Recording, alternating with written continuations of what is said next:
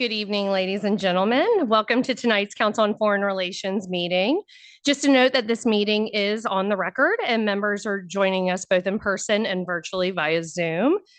For those attending virtually, to ask a question during the Q&A period, click on the raise hand icon on your Zoom window. And when you're called on to speak, please accept the unmute now prompt and then proceed with your name and affiliation followed by your question. Your video will remain off, but your microphone will be unmuted. For those of you attending tonight in person, a reminder to silence all mobile devices. And if you're called on during the Q&A, please stand, make sure to wait and speak into the microphone and state your name and affiliation before asking your question. Thank you so much.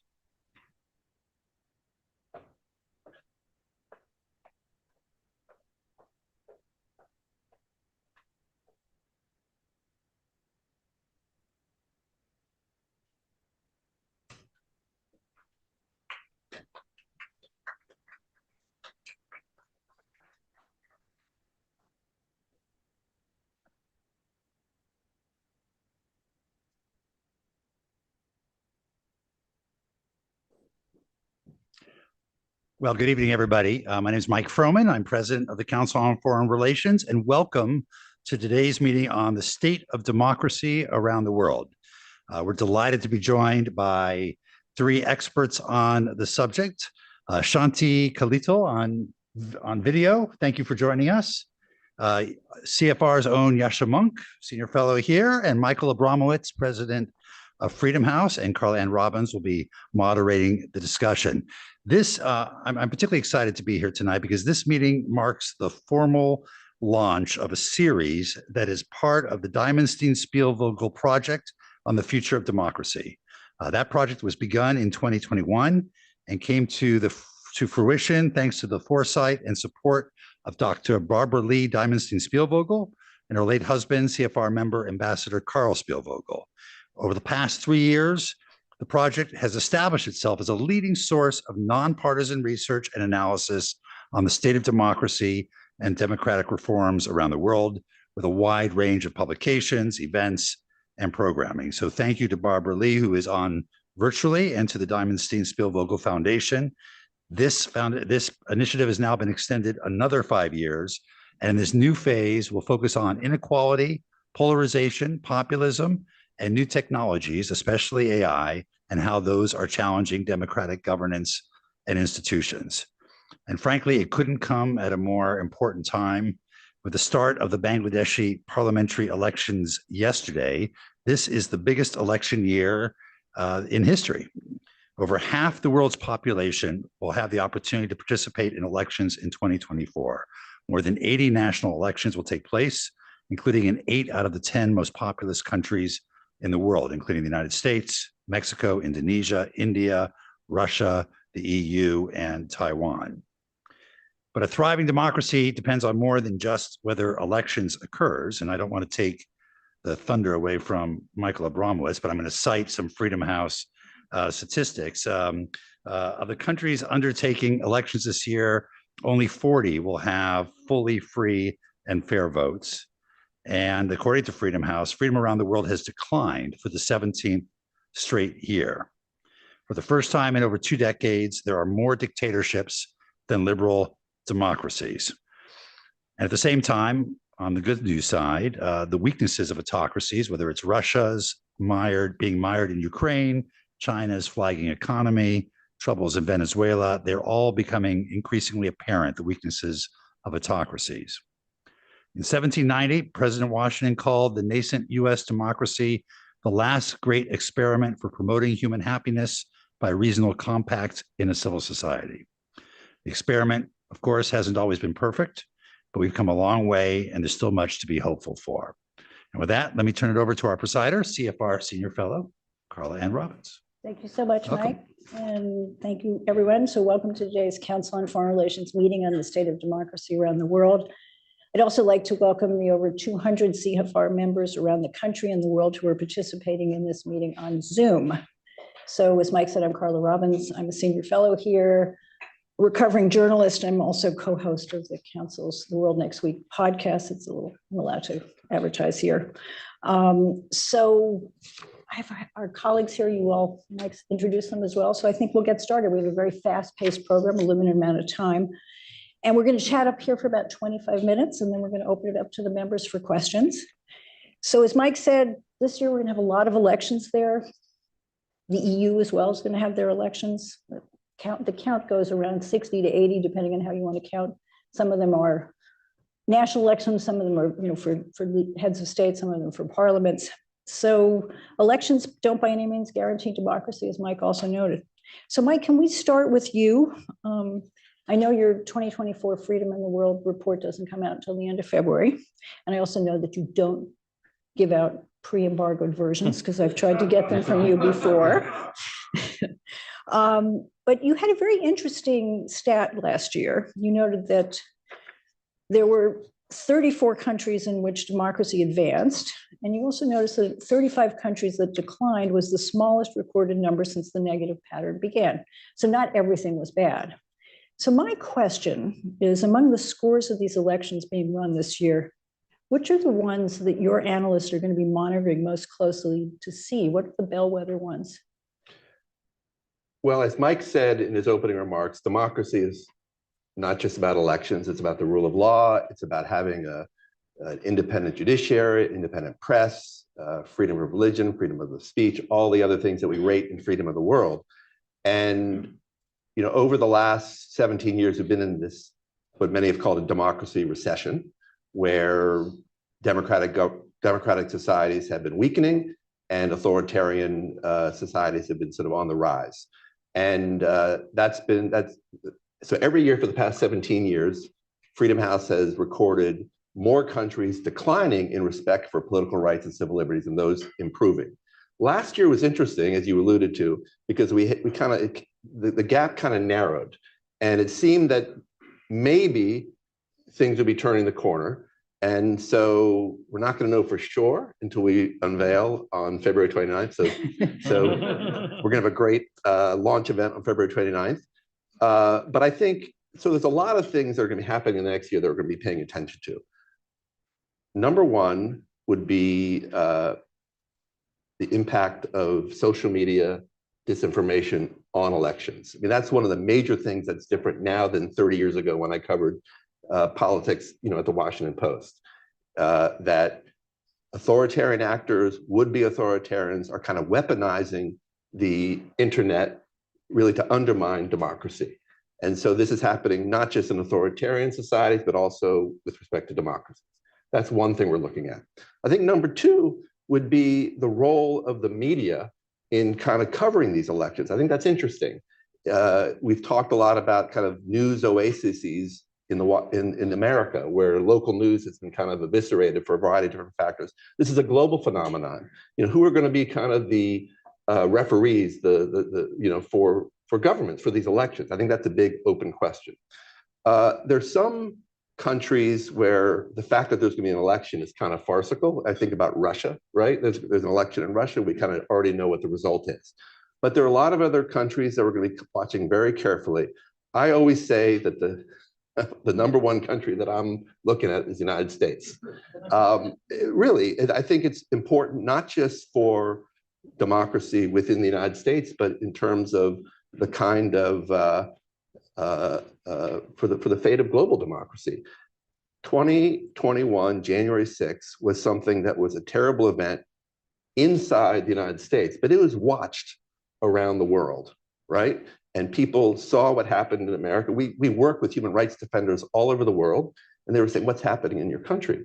And so I think the reality was, in 2020, it was a very fair and free election, very robust election. But for some reason, we don't have to talk about it right now, but there was a widespread unacceptance of the election results, and that sadly has continued.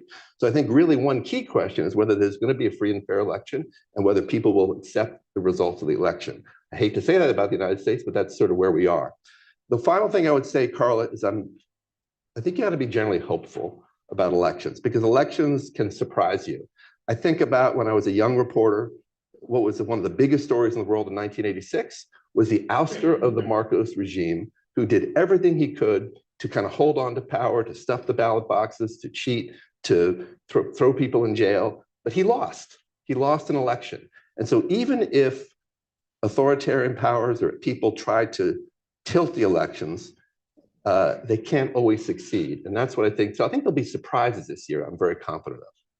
So there are things here I want to follow up on. I want to get to Shanti, but and talk about disinformation and technology. But before that, just to follow up on this with Yasha, since Mike didn't answer my question, I'm going to pose it to you.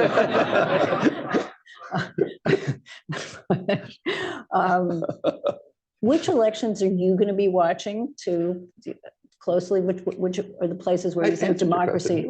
Well, that obviously the U.S. and there is a demonstration effect. Quite obviously, it's important. Which elections are you going to be watching most closely at sort of the bellwethers for the state of democracy?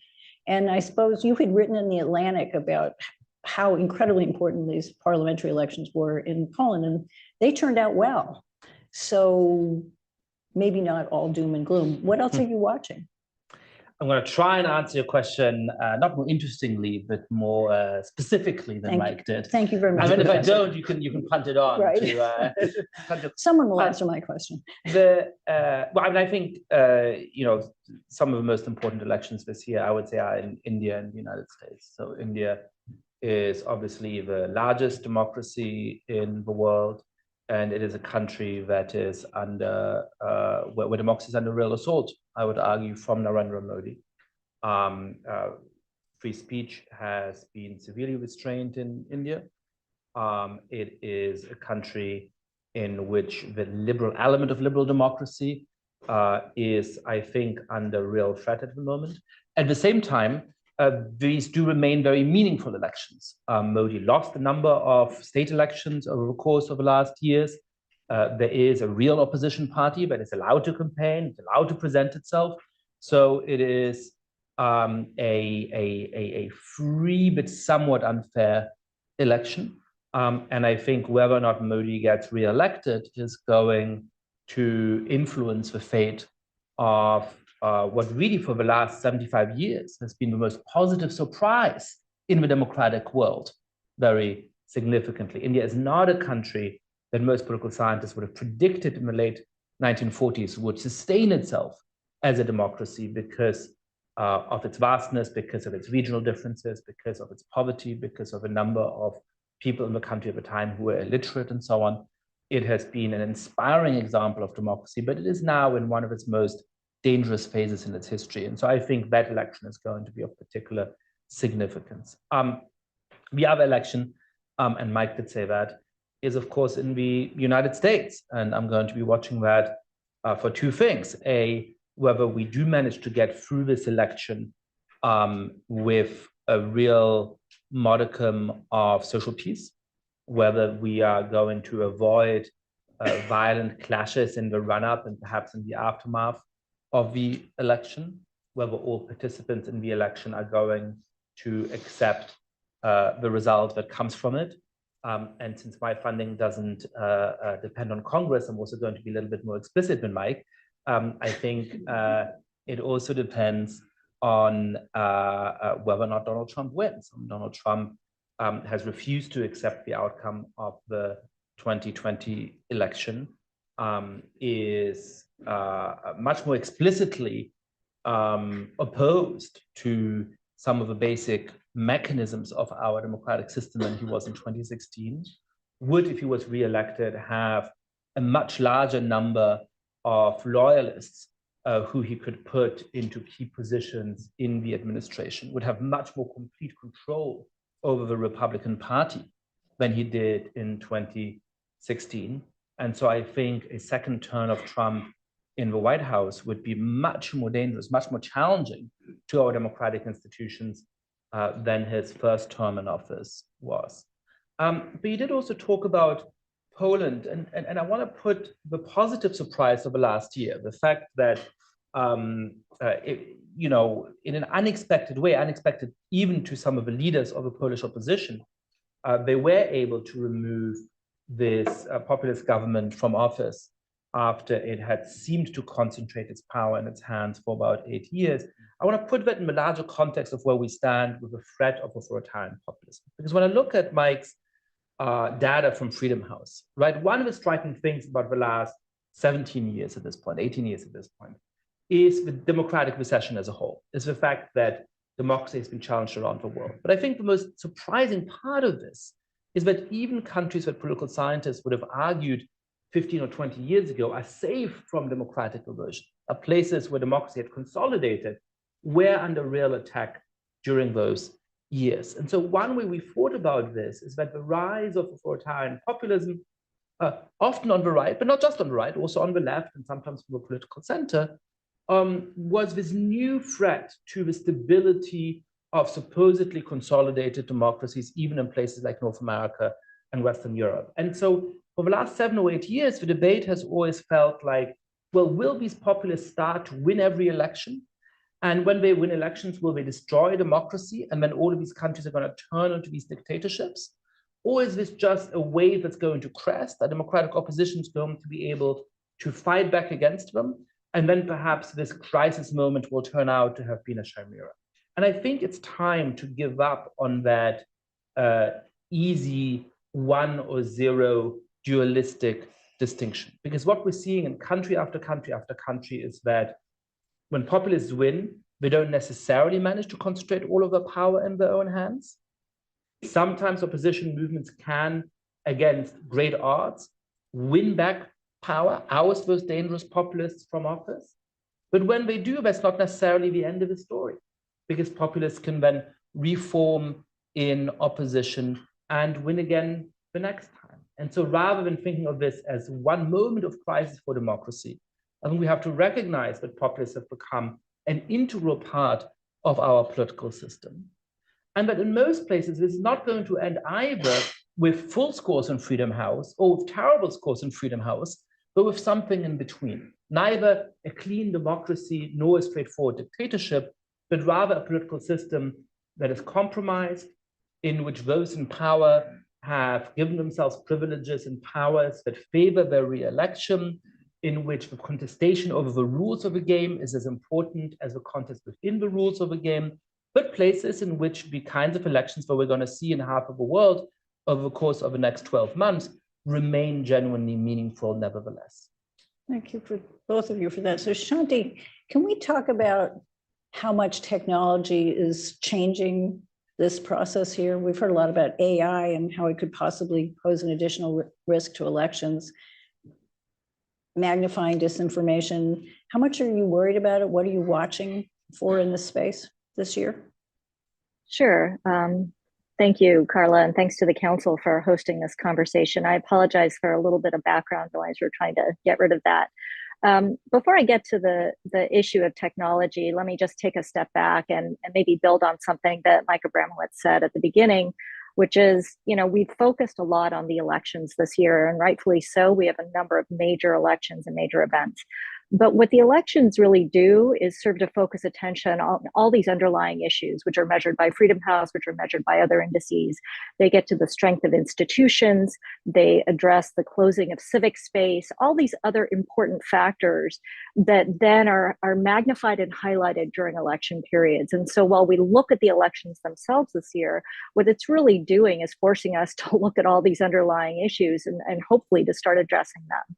So I think that's a key trend for this year, which is, we are really going to have to pay attention to all these underlying factors. And I would really highlight the role of institutions here, and again, the role of civil society, and in particular, closing civic space around the world. Second, I think, and again, I'll relate this to technology in a minute, but for many years now, one of the factors that affects democracy is the transnational dimension. And one thing, when we look at indices like Freedom Houses and VDEM and others, we tend to look at things on a country by country basis. But, really what we're seeing are systems that connect all the countries in those indices, the democracies and the autocracies. And we saw this throughout the 90s as we pushed globalization and trade and the spread of technology. We assumed that democracies would naturally, hopefully, flow and impart their values to the autocracies, that democratic values would flow along those pathways, and that the interconnections between countries would ultimately privilege democratic systems. And I think what we came to realize over the past decade is that authoritarian values can also easily flow transnationally. Freedom House, of course, has done a lot of pioneering work on transnational repression. It's just one way in which I think you can start to see these linkages between autocracies and democracies that I think we have to pay attention to. And when we just look at elections in a country by country way, we can lose sight of those interconnections. And I think getting to the point of technology, I think that's one element that does, it really focuses attention on these interconnections because the technology space is global. It does serve to knit countries and political systems together. And when we're talking about grappling with these issues around technology, it's something all countries around the world are facing, as well as different actors, non-state actors, as well as governments. We're still, I think, seeing and trying to figure out what the ultimate impact of the rise of synthetic media is going to be on elections and on political systems. I know we've all been following this with a great deal of interest, and I certainly am not going to prognosticate about the ultimate impact. But I think the fact that I would argue democracies and everyone really can't predict what that outcome is going to be, but we certainly can try to be prepared. And I'm a little worried that we're not really as prepared as we could be when it comes to trying to deal with the impact of synthetic media, of the new types of generative artificial intelligence, the ways that can impact trust. And I think this can cut in a number of different ways. People have talked about whether there can be election surprises, for instance, a generated audio recording. And we've seen this already over the past year that drops the night before an election. And how do you push back against that with so little time? Or generated video, how do you push back against that? And what are some of the ways in which you can build more trustworthiness into the information system? But in order to deal with that, I think we have to both anticipate those events and then start figuring out ahead of time what are the best ways to guarantee integrity in the political system in the event of these kinds of tech disruptions. The other element to technology that I would quickly highlight is that it's not just about the information space and information integrity. I think the technology space is changing the way that we live democracy in general. We're talking about the ways in which I think populations' behaviors can be predicted, anticipated, in which policing and security is anticipating these things, in which surveillance is changing in both democracies and authoritarian regimes.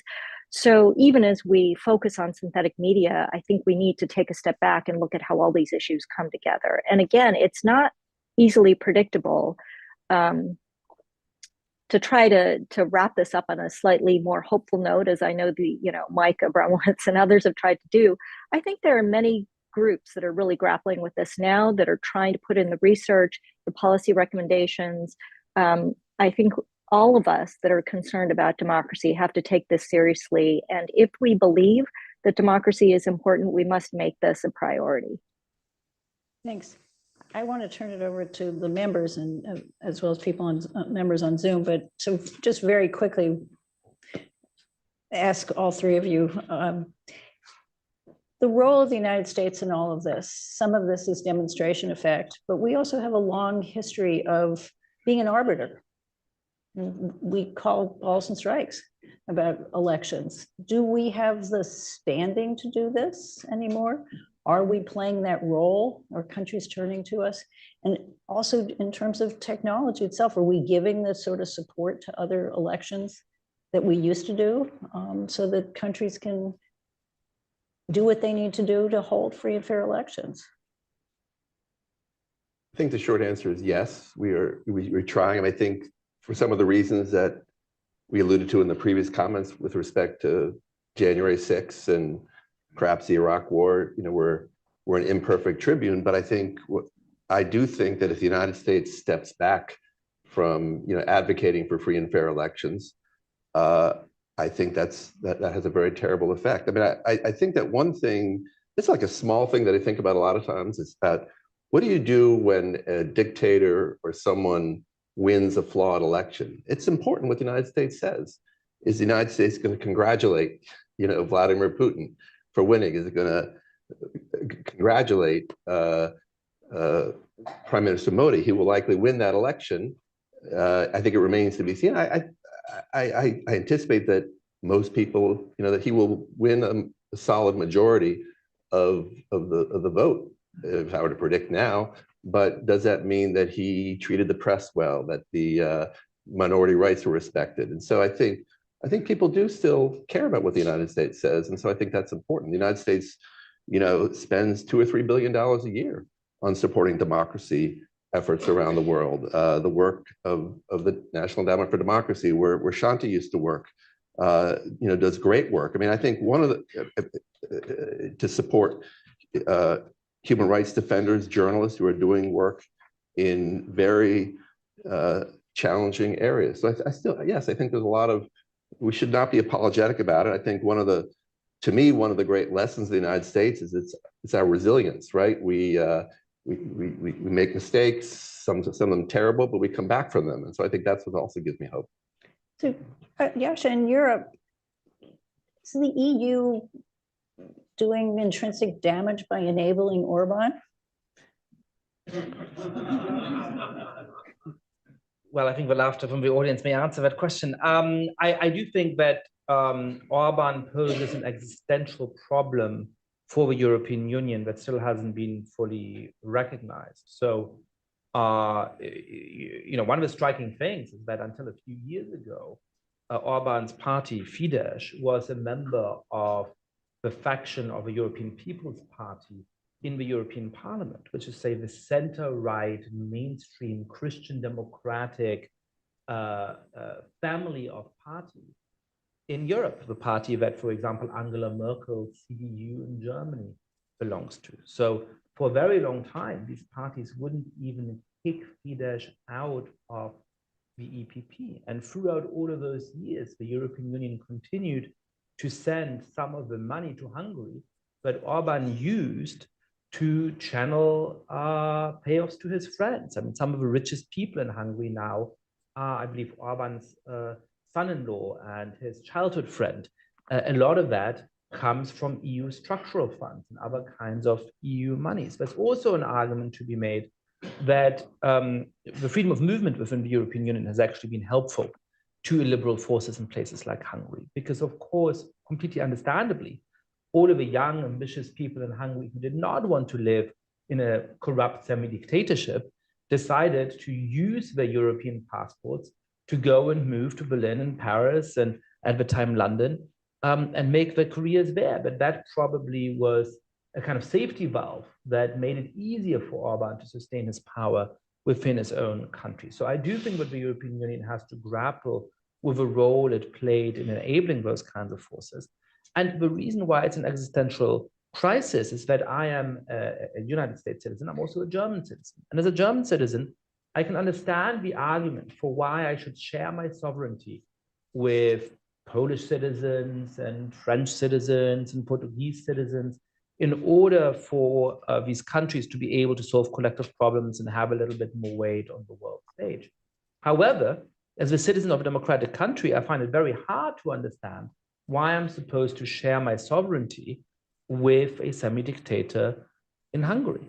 And that, I think, is a fundamental problem for the legitimacy of the European Union that hasn't been solved. And so I do think that these organizations need to think about how they can actually sustain the core democratic values on which they're founded, whether that means being able to suspend the membership of countries that fall short of these expectations in a radical way, or potentially exclude them. But because of the structural difficulties of EU governance, I don't think that we're anywhere close to finding that solution. So in effect, the European Union will transform from being a democratic club of countries that share real values to a regional trade bloc that, for what it is, then is asking its citizens to give up more sovereignty than I think they will in the long run be willing to do. We can have a whole discussion about Article 7 at some point. Although they don't have the protection of the polls anymore, which is an interesting question. Shanti, the last word before we open up to the members from you. I'm going to ask you a technology question, but you don't have to answer in the technology space. there was a lot of preparation after the disinformation problems in the United States in the 2016 election. Even the French sort of raced there, and there were, Google gave money and all sorts of other newspapers prepared, because everyone was ready for the Russians to do it. Is there an effort that's going on this time around? It's so much more sophisticated, the potential, what you were talking about, the potential for disinformation aided by generative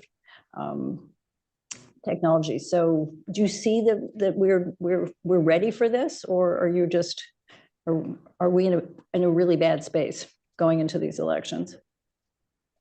So I think there are some groups that are certainly trying to get ready, and some governments around the world, not just the US, but others that are trying to prepare. I think, there's a potent mix of things happening. One is that, unfortunately, even the term disinformation has become politicized. It can be difficult to talk about it in the US context and in other places.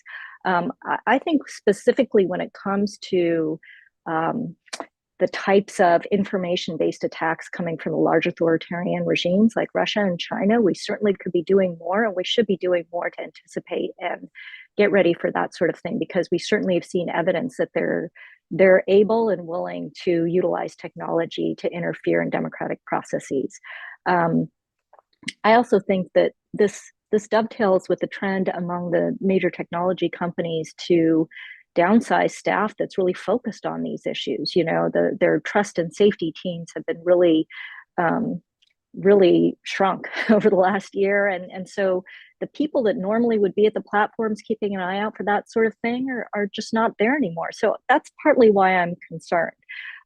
Now, the good thing is that I think around the world, there are tons of civil society groups that have really been studying this issue pretty closely. And they are trying to keep abreast of these things, to do their own analyses and to make sure that there's good information flowing. But I definitely think that there can be more done, particularly when it comes to guarding against the types of information operations coming from these competitors, these strategic competitors that we've seen in the past. There can be more done there. And are the Russians still the main players in this space? I mean, you mentioned the Chinese. I know the Iranians and the North Koreans occasionally get involved in this, but who are you most worried about going into this election season? I mean, we saw the Russians quite involved in Slovakia, but who are you most concerned about? I think it's probably an all of the above sort of combination. I think one of the trends that we've seen over the last year or two is that actually the attempts that have been coming from China, the ones that I've seen and have seen in the public analysis of all of this, have been more sophisticated and have to some extent mimicked what we saw coming out of the Kremlin previously. So the point here is that you do see a lot of authoritarian learning. You see non-state actors learning from each other, governments. That's partly what is concerning, is that this is not a static space. You're seeing constant evolution. And so the responses and the resilience has to constantly evolve as well. Thank you. So I want to throw it open to the members and as well as the members online. So we have people with microphones, I believe. Yes. We have a gentleman here. Hand up, if you could identify yourself and. Hi, thank you so much. I'm Jonathan Geyer, journalist and term member. Within the context of the Gaza war, I've noticed the Biden administration has not been bringing up human rights or democratic issues as much. Secretary Blinken in Saudi Arabia today, Egypt just had an election. We're not seeing, as far as I can tell, as strong of advocacy for democratic values when it comes to Jordan, Turkey, United Arab Emirates, maybe in particular. How would you think about, especially to you, Shanti, who's worked on these issues, how the administration might be surfacing human rights, democratic values in a more robust way in the Middle East context? Shanti, you served in the administration. What do you think? Well, I'm not going to nitpick over the administration's current personnel staffing and responses to these issues. I mean, I do think what I hear from them is an attempt to try to address these issues in the Middle East conflict. Could they go further? For my preference, I hope that they could continue to press on these issues. But I know how difficult it is to try to adjudicate these issues, particularly during such a complex conflict. I do commend them when they bring these issues up, and I really hope that they'll continue to press on this front. Mike, Yasha, quick response? You think they're taking a strong enough position? Well, I think in putting aside the Gaza conflict, I think in general, you've seen from the administration, well, I think, it's a mixed record on this. I mean, I think, Shanti was involved, and I think we admired the president's forceful, defense of democracy, the democracy summits creating, and I also think, by the way, his strong support of Ukraine is in part a democracy and human rights story too, standing up for the territorial integrity of a country that's been attacked by a neighbor for no reasons, a struggling democracy. So I think, on the other hand, on Saudi Arabia, India, and China, there are other things that they're thinking about as well. And so whether they've got, I mean, our point of view is that I think it's important to raise these issues forcefully, both in public and in private, and knowing that there are also other issues that are going to also be there. But I think it's important for the United States, especially given who we are, to forcefully advocate on behalf of human rights and democracy. If I may as well, so I'm a little torn on these issues because on the one hand, I do think that American foreign policy needs to be values driven, and that in a natural way, the closest allies to the United States should be countries that are democratic. But there is a level of partnership that we should probably reserve to other democratic countries. On the other hand, there are both strategic trade-offs and questions about what actually is effective. The strategic trade-off is that if you want to make the 21st century safe for democracy, you have to make sure that expanding, aspiring autocratic states like Russia and China are contained.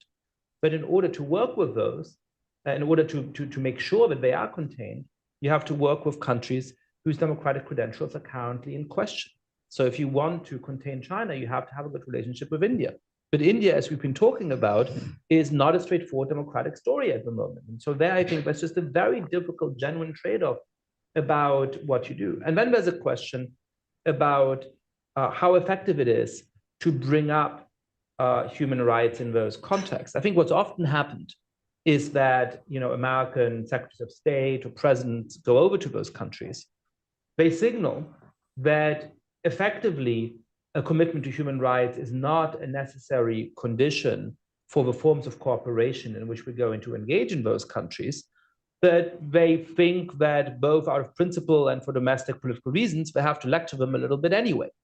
And I suppose that makes us feel better because at least we've brought it up, but it's not quite clear to me what that actually accomplishes. So sometimes I think that we should either condition certain forms of cooperation on genuine adherence to human rights, or we may as well spare ourselves the hypocrisy and shut up.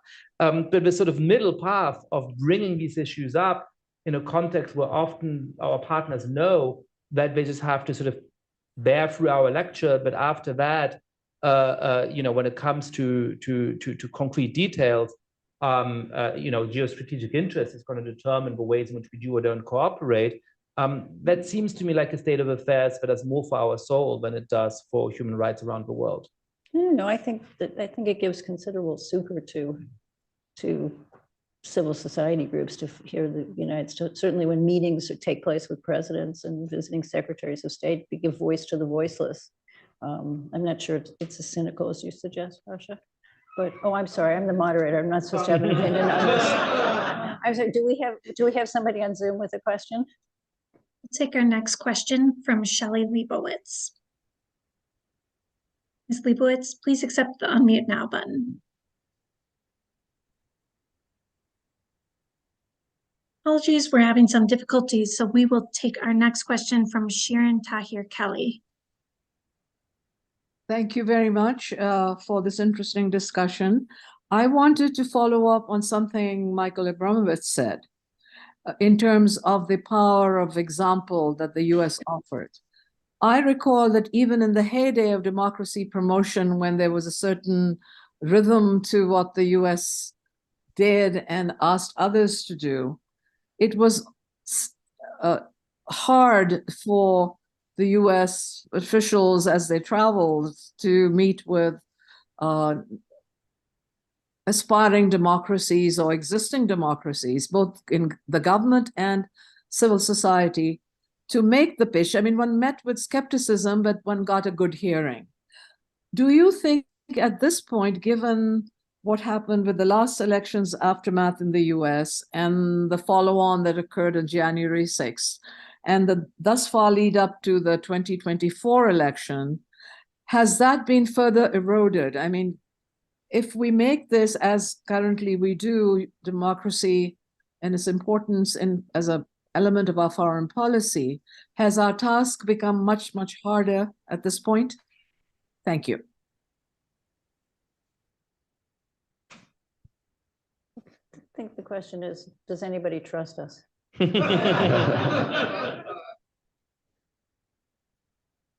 one point I would say is that the United States, we're operating from a premise that the United States has always been a perfect democracy.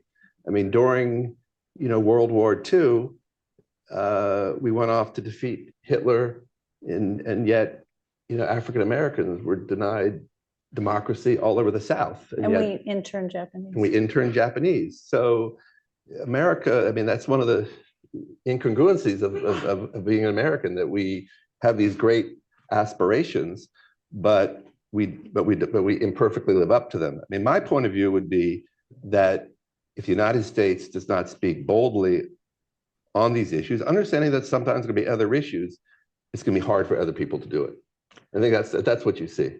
Well, I mean, what I hear when I talk to people is profound anxiety and a yearning that we right ourselves. I don't think people have written us off. I think every conversation I have with people is, are you guys going to keep blowing it? When are you going to get it back together again? And is Trump going to win? I mean, that's basically the sort of questions that I hear. Well, certainly, I think in Europe, most politicians, they either need to radically change their geopolitical posture, their military policy, 70 years of basic doctrine about who they are in the world, or they need to hope that Trump somehow loses.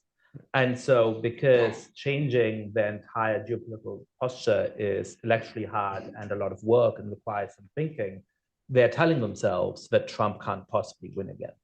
But I think if Trump does win again, that is going to lead to a more profound crisis in the transatlantic relationship and a more profound rethinking of what Europe's role is going to be in the following decades. Because I mean, after 2016, they could say, all right, look, the Americans have gone a little bit nuts. It was one time, we'll survive the next 4 years. After that, America hopefully is back, and we can sort of ignore this. And more or less, that's what they did for 4 years. And that's what we're continuing to do now, that this real prospect of Trump winning again is in the room. But I think if Trump does win one more time, that will really start to change the European posture, at least towards the United States. So I know we have other questions, but I just want to, Shanti, you're on the board of NDI, of the National Democratic Institute. I think this question that was asked, I mean, are you finding that NDI is having less credibility because of the experience of January 6th? So I can't speak to the granularity of NDI's experience, but I know that NDI, in general, continues to believe in its mission, obviously. And I think there's great receptivity to that mission around the world because it's being driven by the partners around the world. People aren't saying, oh, we believe in democracy, but the US is imperfect. I mean, really, this is driven by those partners' own agency. And they're saying, come support us in this mission.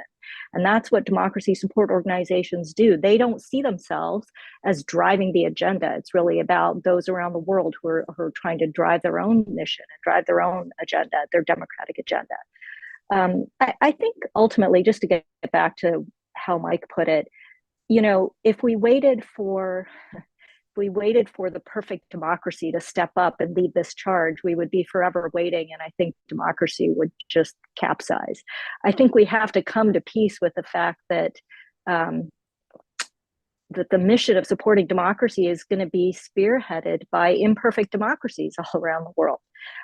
Hopefully those that are striving to use the mechanisms of democracy to correct themselves. And that, to me, is what gives me hope and why I think, the US and other imperfect democracies will continue to lead this charge, because democracy is capable of self-correction. That's its most powerful argument. And I think to wait for a more perfect standard bearer, is kind of a fool's mission. We really have to, be comfortable with our imperfection, but also, have the humility to be able to get that message across.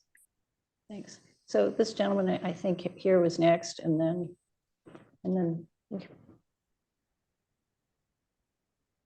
Thank you again for being here. Joseph Gaspar, RBC Capital Markets. Any democratic revival renaissance will need to include young people. On one end of the spectrum, you could say they're pretty disillusioned when it comes to traditional metrics like voter turnout or party membership. At the other end of the spectrum, you could say they're very active when it comes to their online presence or organizing marches and demonstrations, protests. So they're mission critical, vital to revival in democracy. So how do we square that circle? How do we get more younger people more formally engaged off the sidelines? As they say, democracy is not a spectator sport. Thank you. Good question. Jean-Paul, who wants to answer it? I'm willing to Are you the youngest person on the panel, Yasha? That says more about CFR than it does about me. Okay.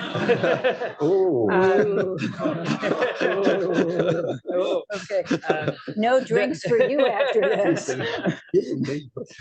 Well, I think, yes to everything you said. Of course, we need to engage young people in our democratic process. It's a worrying sign when young people aren't engaged in the formal processes of democracy, because it takes voting, it takes some form of political activism to actually make the system work and to sustain it. I want to perhaps speak a little bit more broadly to an illusion that I see at the moment in the United States, but that I've seen so many times around the world, which is that the young people are going to save us, that young people have more pro-democratic attitudes, that especially if you're a little bit left of center, young people have the right political opinions and old people have the wrong political opinions, that perhaps because of young people, the threat in particular from these authoritarian populists that is very strong at the moment is going to subside. And I just don't think that the data backs that up in any meaningful way. My concern about this started with some of the papers that sort of first got me into democracy space, in which with my colleague Roberto Foro, we showed that the importance that people give to living in a democracy has subsided over the last decade, and that it's particularly subsided among younger people, that they are less invested in democracy and more open to certain authoritarian alternatives to democracy as well.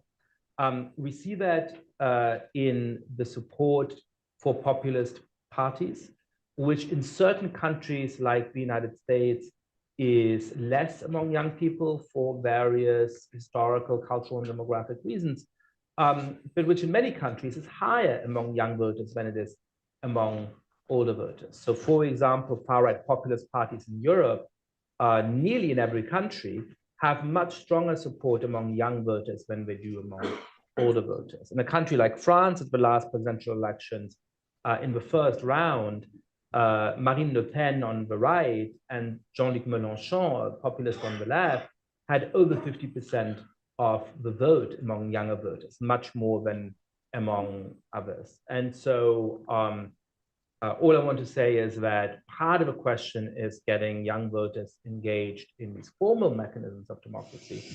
But part of it is also to persuade them of the importance of democratic norms and of the fact that these authoritarian populists, whether they be on the political left or on the political right, are not in fact going to solve our political problems. That's depressing. New question right here, thank you. Michael Skoll of Skoll and Cerna. That's sort of follow-up to what you just said. The status of people who voluntarily vote freely for a populist, right or left, and then continue to support that populist when that person departs from democracy. What's the problem there? In my region, I look at a parallel that's extraordinary among Argentina, Venezuela, and the United States. And I'm still questioning why the hell Argentines, Venezuelans, and Americans vote for Perón, Chavez, and Trump. What's to be done? I'm not sure there's a silver bullet, but I do think that, I mean, like, I think we have to actually stop thinking about this as something we're going to solve in the next couple of years. I mean, I think there's a reason for the rise of Trump, Bolsonaro and the others. And I think, Yasha has gone over it and others in his book at great length about the disaffection over the economy 10 to 15 years ago that has continued, the inability of democracies to deliver growth. I think the wokeness, which is not give him a little plug for his latest book, is also part of this. I mean, I think there are reasons why populists gain power. I think we should focus on the problem, not that populists sometimes take power, but that sometimes populists use being in power to hold on to power in kind of extra legal ways. I mean, that was what's been going on in Hungary. That's, I think that's what was going on in Poland, even though enough people in Poland had enough of that, so they voted that party out.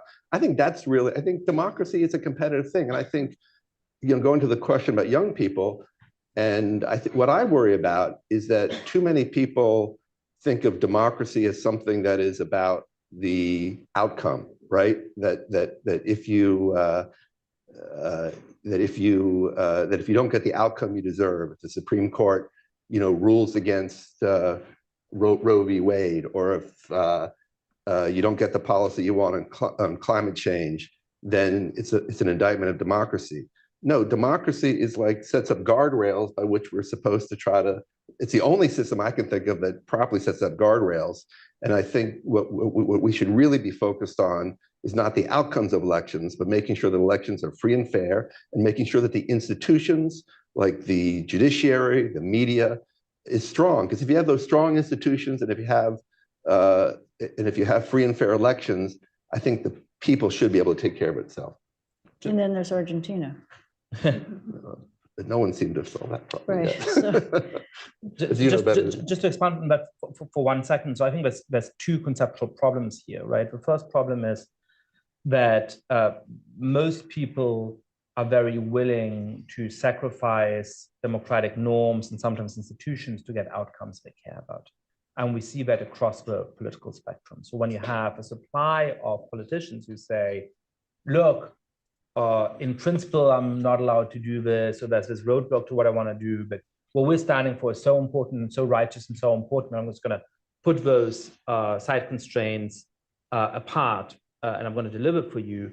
A lot of people are very tempted by that. And then the second problem is that most people don't conceive of themselves as sacrificing democracy in that way. Even if they say, well, look, in order to get these objectives through, we're going to deviate from those democratic norms. They like to portray themselves as defending democracy. And Carla, I pressed you a moment ago. I'm going to try to press you again. The most striking thing to me about the United States today is that one of the few things we can all agree on as Americans is that democracy is in danger right now. I'm going to make some assumptions about those of us on stage. I think those of us on stage believe that the core threat here is from people like Donald Trump, who are unwilling to accept that the 2020 elections was free and fair and delivered the rightful winner according to the choices that Americans made at the ballot box. There's a lot of Americans who say, no, democracy is under threat because the 2020 election was stolen. And we have an illegitimate president for that reason. So we have very different views as to why democracy is in danger. But that threat to democracy is something we can agree on. And that shows you to what extent even the people who support politicians who are undermining our democratic norms often contrive to see themselves as defenders of democratic institutions. Shanti, I want to bring you into this conversation here, but I want to ask you a question about when you were at the White House, were there conversations about the threat to American democracy? Certainly, I know that President Biden came in and even the interim national security strategy talked about these things and talked about how important it was to reinvigorate American democracy for our own good, for the good of the world. was there any understanding of how we got where we were, or what it was that we needed to do to recapture people who had lost their faith in our system? So, Carla, I think you highlighted the national security strategy, and I'm not going to get into conversations within the administration about these issues. And for my part, I focus primarily on the international dimension, not on the U.S. dimension. I will say that in this context of this conversation overall, I think we've spent a lot of time focusing on U.S. democracy in this conversation. And maybe that's natural. We're all here, we're focused on our own election. But I would caution everyone to not view global democracy solely through our lens, or even the lens of Western Europe and its experience. As we talk about polls, young people and their support for democracy, if you look at, for instance, I don't have a comprehensive overview of all the polling done in this space. Some of the polls done by Afrobarometer and others in sub-Saharan Africa, for instance, point to a lot of support for democracy among young people, even though they may, as Yasha has pointed out, maybe disenchanted with the formal mechanisms of democracy. So all of that is to say that I wouldn't necessarily extrapolate from our own currently challenging experience to what's going on around the world. I think that can maybe color our analysis in ways that aren't necessarily helpful. And maybe it will give us a little bit more optimism if we can focus on the aspirations of people around the world, in particular young people who I think potentially could be pivotal. But since I know we're wrapping up, and I am hoping to try to focus on some of these more positive elements for the year coming up ahead. One thing that in this conversation that somebody raised, I think maybe Mike, talking about how democracy can deliver. I mean, that's obviously something that we talked about in the administration when I was in the administration in relationship to the Summit for Democracy. But as I've been thinking about this concept, after leaving the administration and thinking about how to take that forward, I think that's not necessarily a straightforward concept about how democracy can deliver. I do think democracy can deliver for people, but for instance, when they see a positive outcome in their lives, they don't think, oh, I'm going to thank democracy for that outcome. I think if we believe in democracy and its capacity to deliver for citizens, then those of us who are interested in supporting it around the world have to make that explicit link. We have to show the connection between democratic processes and positive outcomes in people's lives. That includes young people, that includes folks all around the world who live in democratic systems, even imperfect ones. So for me, that's one of the things that I'll be focusing on in the coming year, is to try to make that connection, and to, I think, to show that even though democracy may be imperfect, and we've certainly spent a good deal of time talking about its flaws, that it is the best system for trying to resolve some of the many problems that we have in our lives, the challenges that we see in our governance. It's an imperfect, but perhaps the only system that can really self-correct along the way.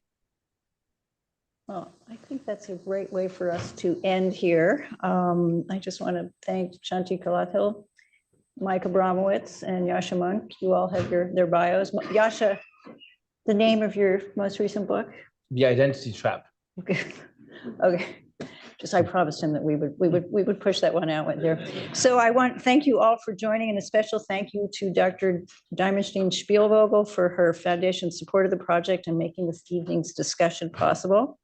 Please note that the video and transcript of today's meeting will be posted on CFR's website, and I invite those of you here to join us now for a post-reception, and those of you at home, we encourage you to have a reception as well. So,